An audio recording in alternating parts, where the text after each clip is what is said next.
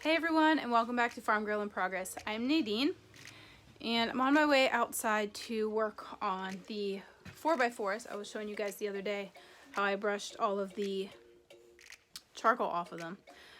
Most of them are ready. My boys are working on the last couple. So I am going to take my tung oil. I'll leave a Amazon link in the description below for you guys for this. But I'm going to be using this to now seal those 4x4s so that they're rot resistant and waterproof. So let's go head over there and get started. Alrighty guys, so these are all of the 4x4s that were burned and brushed off, and we just brushed them off with a wire brush like this. So now they just look like they've been stained. Now we're going to seal them with some tung oil. I'm just going to use a rag and brush it on, and then that will seal them and make them waterproof and even more rot resistant than before. These aren't all of the boards. I still have a couple that need cut and burned. So I'll show you the whole process of this method that I'm doing and kind of give you more of the why behind it. So look for that video in the future.